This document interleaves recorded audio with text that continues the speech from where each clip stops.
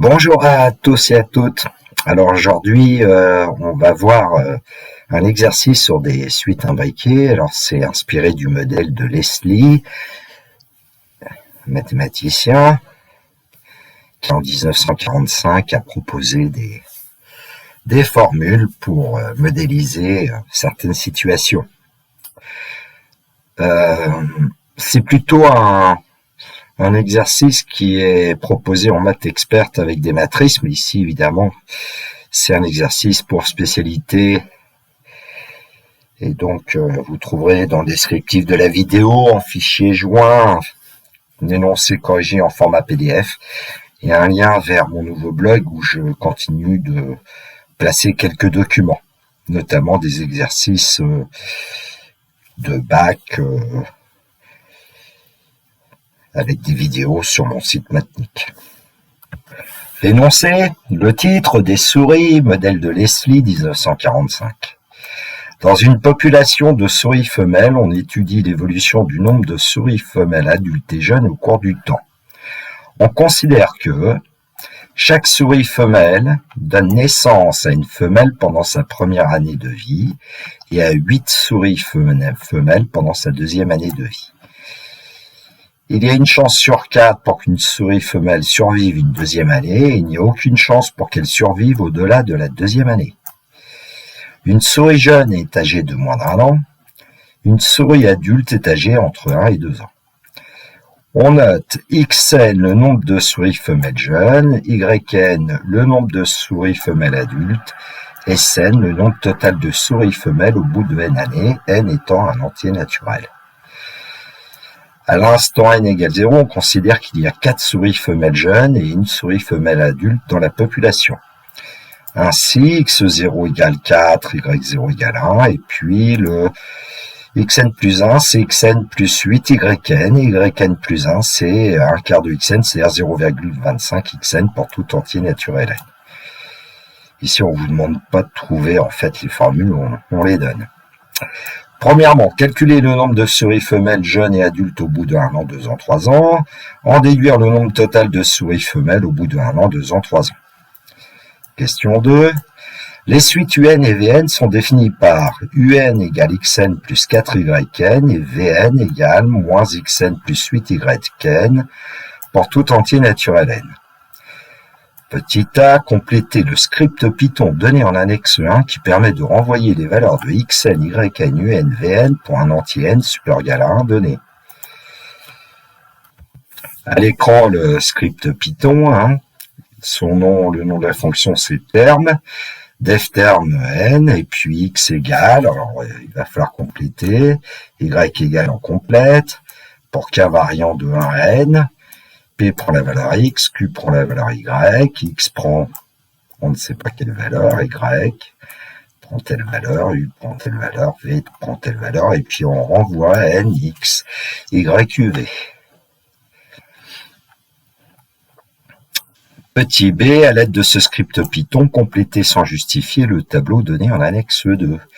Alors en annexe 2, il s'agit de donner les valeurs de xn, yn, un, vn, à partir de 1, puisque le script Python, a priori, il est demandé pour n supérieur ou égal à 1 donné. Alors, on a indiqué les valeurs ici de x04, y01, u08 et v04. On pourra vérifier ces valeurs de u0 et de v0 éventuellement.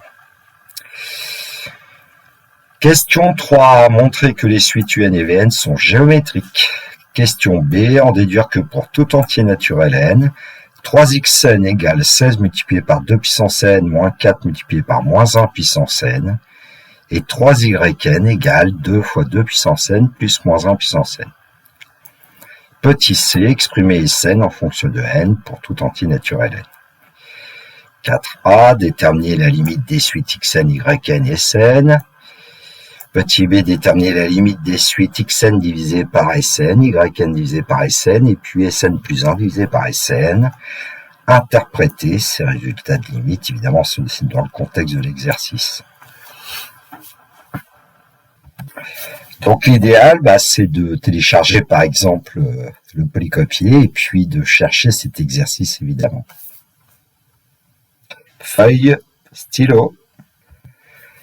Correction, question 1, calculer le nombre de souris femelles jeunes et adultes au bout de 1 an, 2 ans, 3 ans, déduire le nombre total de souris femelles au bout de 1 an, 2 ans, 3 ans.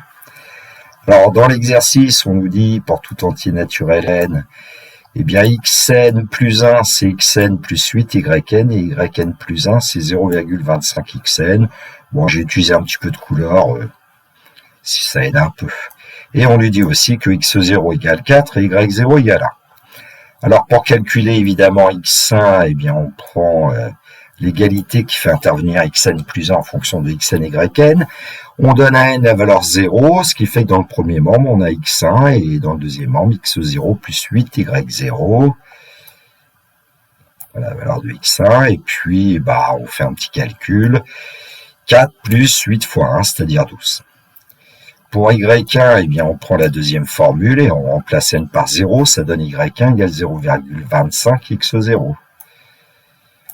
0,25 fois 4, donc on obtient 1. Et donc, le nombre total de souris au bout d'un an, c'est x1 plus y1 égale 13.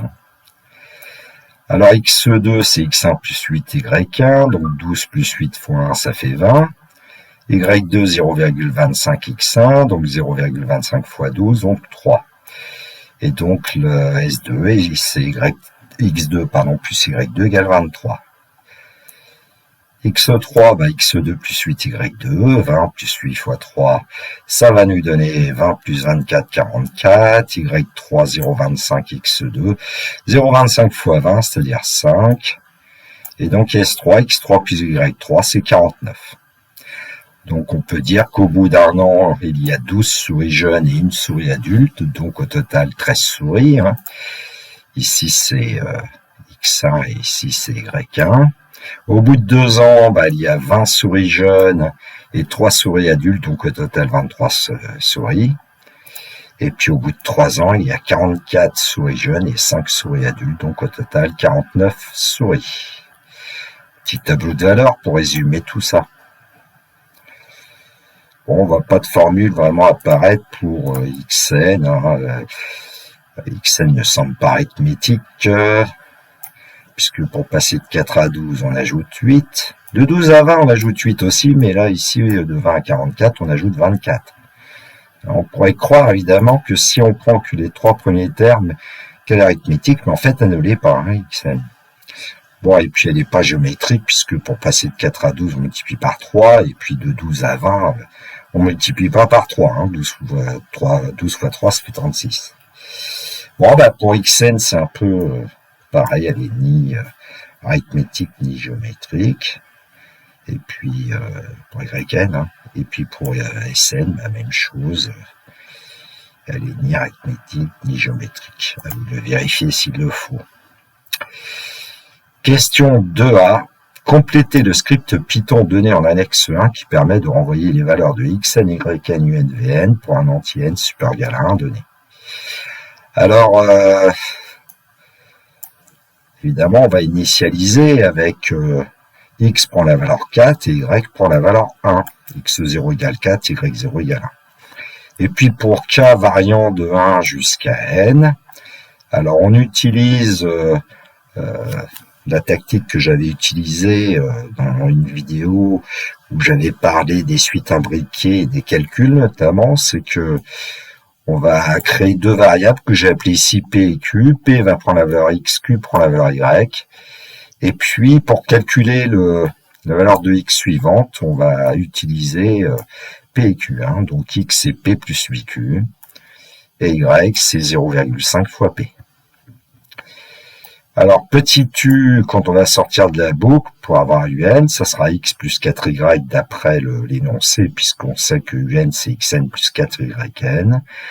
Et la valeur de v, ça sera moins x plus 8 fois y, puisqu'on le dit dans l'énoncé que vn, c'est moins xn plus 8yn. Et ensuite, on envoie la valeur de n, la valeur de x, de y, de u et de v. Alors, à l'aide de ce script Python complété sans justifier le tableau donné en annexe 2, en fait, on va se rendre compte que on connaît déjà quasiment les premières valeurs de xn et yn. Et puis on va se rendre compte que UN, les valeurs qu'on obtient, 8, 16, 32, 64, 128, 256, là on peut conjecturer que UN est une suite géométrique de raison 2. Et puis pour Vn, 4, moins 4, 4, moins 4, 4, moins 4, là on peut conjecturer que c'est une suite périodique, de période 2 d'ailleurs, mais c'est aussi une suite géométrique puisqu'on passe de 4 à moins 4 en multipliant par moins 1, et puis de moins 4 à 4 en multipliant par moins 1, etc. À l'écran, avec le logiciel et du Python, le script Python dont on vient de parler, et puis dans l'éditeur, ce que j'ai fait, c'est que j'ai demandé les 5 premiers, et donc ça a été écrit dans la console. Ainsi, on obtient les résultats facilement. Alors évidemment, si on n'a pas de langage Python sur sa calculatrice ou genre du bac, il faut continuer les calculs, par exemple à la main qu'on avait fait tout à l'heure. Alors un autre script Python, mais qui ressemble beaucoup à ce qu'on a fait, en fait la différence c'est simplement une fois qu'on a calculé les nouvelles valeurs de U et de V, c'est d'afficher KX, Y, U, V à l'intérieur de la boucle. Bon, ici j'aurais pu quand même mettre un return pour finir, mais bon, ça marche pas quand même. Et là on a besoin finalement de prendre que la fonction qui s'appelle souris ici, et puis 5. Elle donne même les bonnes valeurs pour 0, puisqu'on rentre pas dans la boucle. Et puis donc, ainsi, vous avez votre tableau de valeurs qui confirme ce que j'avais écrit tout à l'heure, certainement. Question 3, montrer que les suites UN et Vn sont géométriques. Alors, qu'est-ce qu'on sait pour tout entier naturel n? D'après l'énoncé, UN, c'est xn plus 4yn, et donc UN plus 1. C'est xn plus 1 plus 4yn plus 1. Alors, on va remplacer xn plus 1 par xn plus 8yn, ça, on sait que c'est comme ça, et puis 4yn plus 1, c'est tout simplement xn. 4 fois 0,25 xn, ça donne xn. Et donc, on obtient que un plus 1, c'est 2xn plus 8yn. Bon, on a remarqué que la raison de la suite un, ça devrait être 2, donc on met 2 en facteur, de xn plus 4yn, et c'est justement 2un. Un plus 1 égale 2un pour tout entier naturel n, donc on peut dire que la suite un est géométrique de raison 2. Pour Vn, pour tout entier naturel n, eh bien Vn c'est moins xn plus 8yn dans l'énoncé, et donc Vn plus 1 c'est moins xn plus 1 plus 8yn plus 1. Alors on va remplacer évidemment xn plus 1 par sa valeur xn plus 8yn, mais comme on avait moins xn plus 1, on obtient moins xn moins 8yn. Et puis yn plus 1, c'était 0,25 xn, donc 8yn plus 1 va nous donner 2xn. On réduit, donc Vn plus 1, c'est xn moins 8yn. Et puis, en prenant l'opposé, c'est-à-dire en mettant finalement moins 1 en facteur, c'est ça l'idée ici. On avait conjecturé que la suite Vn avait l'air d'être géométrique de raison moins 1. On obtient moins 1 facteur de moins xn plus 8yn qui est égal à Vn, et donc Vn plus 1 c'est moins Vn. On en déduit que la suite Vn est géométrique de raison moins 1. 3 petit b, on déduit que pour tout entier naturel n, 3xn égale 16 fois 2 puissance n moins 4 fois moins 1 puissance n, et 3yn est égal 2 multiplié par 2 puissance n plus moins 1 à la puissance n. Alors, vu que un est géométrique de raison 2, on sait d'après le cours de première que un c'est u0 multiplié par 2 puissance n. Donc un c'est en fait 8 fois 2 puissance n. Et puis Vn c'est V0 fois moins 1 puissance n, et donc Vn c'est 4 multiplié par moins 1 puissance n. C'est parce que la suite Vn est géométrique de raison moins 1. Bon, ensuite on sait que un c'est xn plus 4yn, que j'ai écrit comme ça, et que Vn c'est moins xn plus 8yn. Et donc en fait, comme on connaît les expressions de un et de Vn, ce qu'on va essayer de faire pour obtenir par exemple xn, et notamment 3xn, comme ici il y a 4yn et ici il y en a 8 dans la deuxième égalité, on va multiplier par 2 et soustraire membre à membre. C'est pour ça que j'ai calculé 2un moins Vn. Et en calculant 2un moins Vn, on obtient 2xn plus 4yn, moins, entre parenthèses, moins xn plus 8yn, donc qui est égal à 2un moins Vn. Et donc, en développant, on obtient combien de xn? 2xn, et puis moins xn, donc 2xn plus xn, 3xn, et puis 8yn moins 8yn, on s'est arrangé pour que les yn disparaissent. Et dans le deuxième membre, on calcule 2un, on connaît un, 8 fois 2 puissance n, donc ça nous en donne 16 fois 2 puissance n, moins, Vn on le connaît, c'est 4 fois moins 1 à la puissance n. Donc on a bien 3xn. Alors on peut procéder autrement, mais ici j'ai essayé d'utiliser la même tactique que précédemment, c'est-à-dire essayer de faire en sorte que les xn disparaissent. Alors comme dans la première égalité, on avait xn plus 4yn égale un, et puis dans la deuxième, on avait moins xn plus 8yn, c'est à peu près évident qu'il faut faire la somme, membre à membre, de ces deux égalités-là. Et donc, un plus Vn, c'est xn plus 4yn plus moins xn plus 8yn. Les xn s'en vont, il va nous rester 4yn plus 8yn, 12yn, qui va être égal à 8 fois 2 puissance n plus 4 fois moins 1 puissance n. Et donc, en divisant par 4, on obtient 3yn qui est égal à 2 fois 2 puissance n plus moins 1 à la puissance n. Ce qui était le résultat voulu. 3c exprimer Sn en fonction de n, pour tout entier naturel n. Alors on sait que Sn c'est le nombre total de souris, donc xn plus yn. Alors je vais multiplier par 3 parce que on a des résultats avec 3xn et 3yn de la question précédente. 3Sn c'est 3xn plus 3yn. Donc 3Sn, c'est 16 multiplié par 2 puissance n, moins 4 multiplié par moins 1 à la puissance n, plus 3yn, c'est 2 fois 2 puissance n plus moins 1 puissance n. On regroupe les 2 puissance n, il y en a 18. On regroupe les moins 1 puissance n, mais il y en a moins 3. Et puis on divise par 3 pour avoir Sn, et ça nous donne Sn égale 6 multiplié par 2 puissance n, moins 1 à la puissance n. Quatrième question, petit a, déterminer la limite des suites xn, yn et Sn. Alors, pour la suite xn, on se connaît 3xn. Alors, si on connaît la limite de 3xn, on connaîtra la limite de xn. Et donc, pour éviter les diminuateurs, pour pas écrire des 1 tiers ou des divisés par 3. 16 fois 2 puissance n, moins 4 fois moins 1 puissance n. Alors ici, on a un petit souci parce que quand n tend vers l'infini, on sait que 2 puissance n tend vers l'infini. Multiplié par 16, ça lui donne plus l'infini. Mais moins 1 puissance n, c'est une suite qui ne convergent pas. Et donc, en général, la tactique, c'est d'essayer d'encadrer moins 1 puissance n. C'est une suite bornée, minorée par moins 1, majorée par 1. Parce que si n est pair, moins 1 puissance n, c'est 1, et puis si n est impair, moins 1 puissance n, c'est moins 1. Donc, c'est toujours entre moins 1 et 1. On multiplie par moins 4, puisqu'ici, on multiplie par moins 4. Alors, on change le sens des inégalités parce qu'on multiplie par moins 4. Donc, je viens de vous l'écrire. Et donc, moins 4, supérieur égal à moins 4 fois moins 1 puissance n, supérieur égal à moins 4. Et puis ensuite, on va pouvoir dire que finalement, moins 4 fois moins 1 puissance n étant compris entre 4 et moins 4, il est aussi compris entre moins 4 et 4. Bon, j'ai rangé dans l'ordre croissant. Et puis ensuite, qu'est-ce qu'on fait? On va ajouter 16 fois 2 puissance n.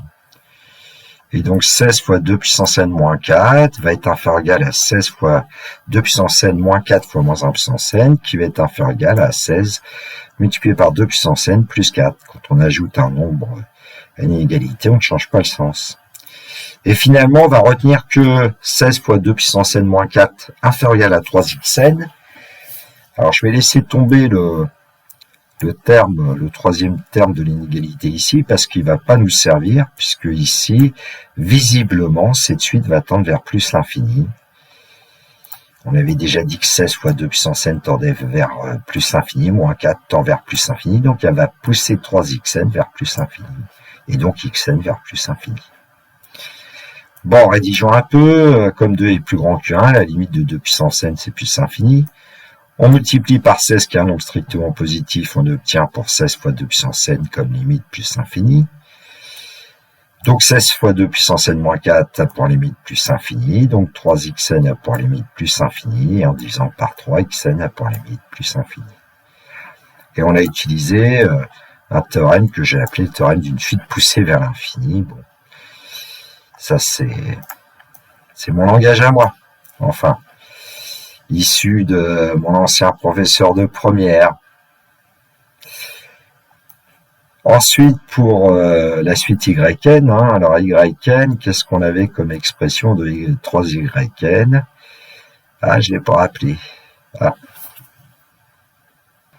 Voilà, c'est rectifié. Donc 3yn, c'est 2 fois 2 puissance n qui tend vers plus infini et plus moins 1 puissance n qui n'a pas de limite. Donc c'est même tactique que précédemment, on encadre moins 1 puissance n. Donc, je sais pas pourquoi j'ai écrit 2 fois, parce que ça sert pas à grand chose. Copier-coller. Donc, on va ajouter, ah oui, c'est parce que, attendez, voilà, c'est parce qu'ici, il y a un signe moins quand même. Voilà. Donc, moins 1 puissance n et qu'on prend entre moins 1 et 1, bah, du coup, son opposé aussi. Bon, il y a d'autres façons de le dire, mais c'est peut-être plus simple. Et puis après, on ajoute 6 fois 2 puissance n. Donc 6 fois 2 puissance n moins 1, inférieur ou égal à 6 fois 2 puissance n moins 1 de puissance n, alors que là, il y avait un plus. Bon, je reprends parce que j'avais comme une erreur de signe, je crois. Donc, moins 1 puissance n est compris entre moins 1 et 1. J'ajoute 6 fois 2 puissance n aux 3 membres de la double inégalité. Donc, j'obtiens 6 fois 2 puissance n moins 1, inférieur égal à 6 fois 2 puissance n, plus moins 1 puissance n, inférieur égal à 6 fois 2 puissance n plus 1. Et à nouveau, je vais laisser tomber la manette de droite, là, et on va conserver seulement 6 fois 2 puissance n moins 1, inférieur égal à 3yn, puisque la suite 6 fois 2 puissance n moins 1 va tendre vers plus l'infini, elle va pousser 3yn vers plus l'infini, et donc yn vers plus l'infini. Bon, c'est la même démarche que précédemment, je vais pas trop insister sur la rédaction. Ensuite, eh bien, pour tout entier naturel n et Sn, c'est xn plus yn, c'est la somme des deux. Et puis, les deux tendent vers plus infini, donc par somme, Sn va tendre aussi vers plus infini. Donc la question 4b, déterminer la limite des suites xn sur Sn, yn sur Sn, Sn plus 1 sur Sn et interpréter ce résultat de limite dans le contexte de l'exercice. Alors pour la première suite xn sur Sn, astucieusement on va écrire 3xn sur 3xn sur 3Sn pour pas avoir de 3 à gérer. Et donc, 3xn, on sait que c'est 16 fois 2 puissance n, moins 4 fois moins 1 puissance n, divisé par 18 fois 2 puissance n, moins 3 fois moins 1 puissance n. Alors, bon, on sait que le numérateur tend vers plus infini, mais le dénominateur aussi. On vient de le démontrer. Et donc, pour pouvoir résoudre ce problème de forme indéterminée plus infini divisé par plus infini, l'idée, c'est de mettre le terme prépondérant 2 puissance n en facteur. On a déjà vu dans d'autres vidéos. Et en mettant 2 puissance n en facteur, au numérateur, on va avoir 2 puissance n multiplié par 16, moins 4 fois moins 1 puissance n divisé par 2 puissance n, qui va nous donner moins 1,5 à la puissance n, que j'ai écrit moins 0,5 à la puissance n, parce que ça permet d'avoir une écriture plus sympathique. Et au dénominateur, en fait, on va avoir un petit peu quelque chose de similaire, 2 puissance n multiplié par 18 moins 3 fois moins 0,5 à la puissance n. Et donc, on va pouvoir dire que xn divisé par Sn, c'est 16 moins 4 fois moins 0,5 à la puissance n sur 18 moins 3 fois moins 0,5 à la puissance n. Alors, comme il s'avère que moins 0,5 est strictement compris entre moins 1 et 1, la limite de la suite géométrique moins 0,5 à la puissance n, c'est 0. Ce qui fait que pour avoir la limite du quotient xn sur Sn, il va nous rester 16 au numérateur et 18 au dénominateur, ce qui nous donne 8 neuvièmes. Pour yn sur Sn, j'ai préféré dire que c'était 1 moins xn sur Sn. Yn, c'est Sn moins xn, divisé par Sn ici, donc on va obtenir cette écriture. Et donc, la limite de yn sur Sn, c'est 1 moins la limite de xn sur Sn qui était 8 neuvièmes, donc 9 neuvièmes moins 8 neuvièmes, on obtient 1 neuvième. Et puis, pour Sn plus 1 sur Sn, eh bien, on sait que Sn, c'est 6 fois 2 puissance n moins 1 puissance n. Donc, au numérateur, je devrais écrire 6 fois 2 à la puissance n plus 1, moins 1 à la puissance n plus 1. Et ça devient, finalement, 12 fois 2 puissance n plus moins 1 à la puissance n.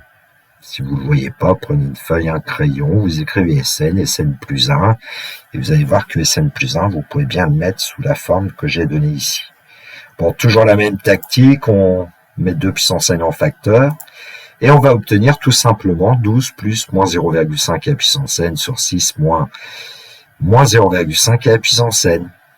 Alors, comme moins 0,5 à la puissance n est une suite géométrique qui tend vers 0, on l'a vu tout à l'heure, on va pouvoir en déduire que la limite de Sn plus 1 sur Sn, c'est 12 divisé par 6, c'est-à-dire j'ai mis 2 tout de suite.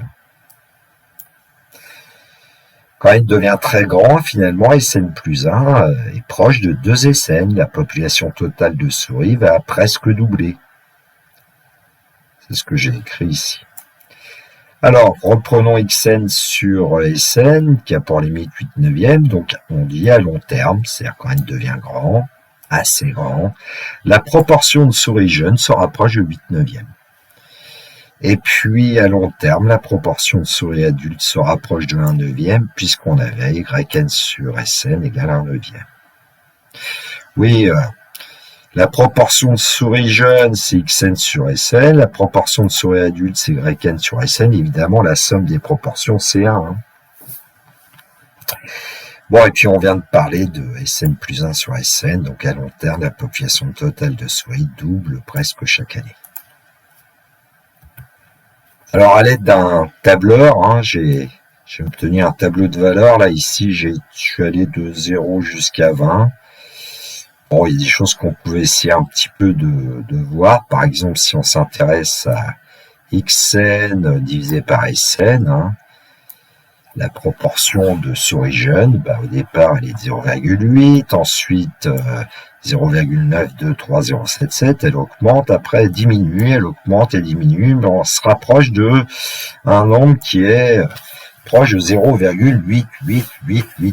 Là, ici, j'arrondis à 6 chiffres après la virgule. Ce nombre-là, il est très proche de 8 neuvièmes. Pour la proportion de souris adultes, on l'obtient à peu près 1 neuvième.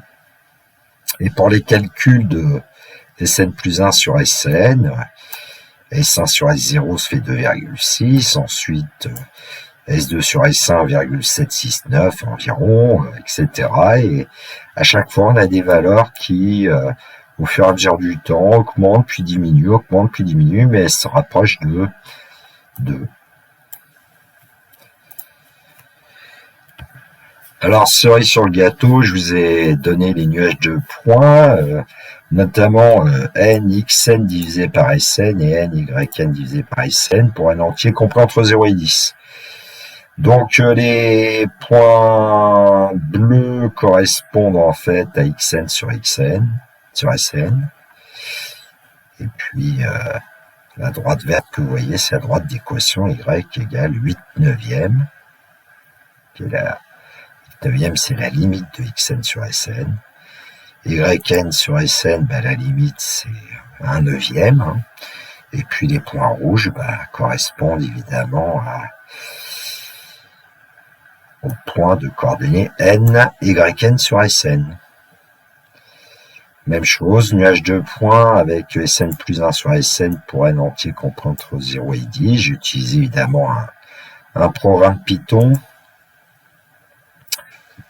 de 2,6, on passe en dessous de 1,8, on remonte à quelque chose qui est proche de 2,1, on redescend, on remonte, mais quand il tend vers plus infini, on sait que Sn plus 1 sur Sn se rapproche de 2, enfin est égal à 2, la limite. Voilà, c'est joli le modèle de Leslie. Donc à l'écran, le script Python quand même que j'utilisais pour avoir le nuage de points Sn plus 1 sur Sn. Donc la valeur initiale de x c'est 4, y c'est 1, de s c'est x plus y. Et puis j'ai utilisé une boucle pour k variant de 0 jusqu'à n. Hein, pour pouvoir calculer en fait S1 sur S0, puis S2 sur S1, etc., etc. Et puis le dernier sera Sn plus 1 sur Sn en fait ici. Bon, la tactique classique qu'on a déjà vue pour pouvoir calculer les termes suivants de x, y, et j'ai appelé t le total de x et de y là, et comme ça, t c'est le total pour la valeur suivante de l'effectif total de souris, et que j'avais déjà S calculé juste avant, j'ai créé une variable W, c'est T divisé par S, et en fait, c'est Sn plus 1 divisé par Sn, enfin, en tout cas, ici, avec la variable K, c'est Sk plus 1 divisé par Sk. Et puis ensuite, l'idée, c'est de dire que S prend la valeur T pour pouvoir ensuite refaire un calcul. Voilà, surtout ça qui était important à voir. Bon, alors là, ici, c'est pour marquer un point de coordonnées KW, c'est magenta avec une bille, on va avoir des points roses là, et puis ici, j'ai quand même fait, je vais afficher K et W, vous le voyez dans la console à droite, parce que j'ai testé juste avant, ça marchait bien. Une petite pause pour voir les points arriver de manière dynamique, et puis là, plot, on représente un segment, alors avec des abscisses 0 et n, et puis les ordonnées c'est 2 et 2, parce que la limite de Sn plus 1 sur Sn, on a démontré que c'était 2. En orange. Bon. L'épaisseur LW égale 3, c'est pour que ce segment soit suffisamment épais. Et puis ensuite, j'ai réglé un peu la fenêtre, pour que le dessin soit plus joli. Donc, j'ai un peu élargi à gauche, moins n divisé par 5, à droite pour les abscisses, n plus n divisé par 5 c'est x max, le premier c'est x min, x max. Alors y min, en regardant les valeurs, j'ai vu que je pouvais prendre 1.6 et puis 2.8 pour y max. Une grille, et puis l'instruction pour montrer le graphique. Alors là, je renvoie rien parce qu'à un moment donné, je fais afficher toutes les valeurs de KW. Et donc, pas de print ici, je vais appeler souris, visiblement, la fonction. Hein. On va le faire exécuter. Donc, le graphique qui arrive point par point, ça monte, ça descend, ça monte, ça descend. Enfin bon. C'est à cause du moins 1 puissance n. Hein, Et puis, la droite des quotients est égale 2. Bon, c'est le graphique que je vous ai donné dans le polycopier. Et à gauche, on a les valeurs.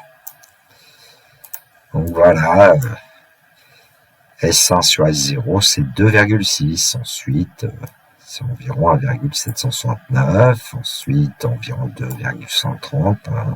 Et on a l'impression qu'on va peut-être se rapprocher de 2. Alors, on va essayer de le voir avec beaucoup plus de valeurs si vous voulez. Hein. On va aller chercher 50, par exemple. Souris de 50.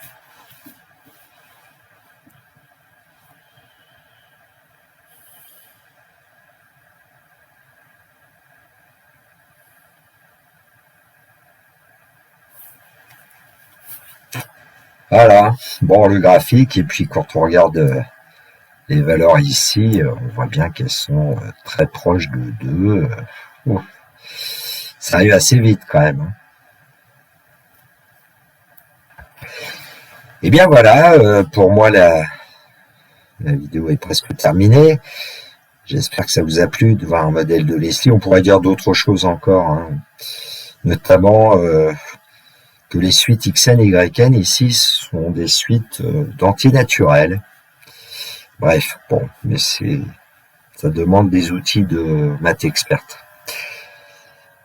Si cela vous a plu, un petit pouce levé m'encourage, un message éventuel.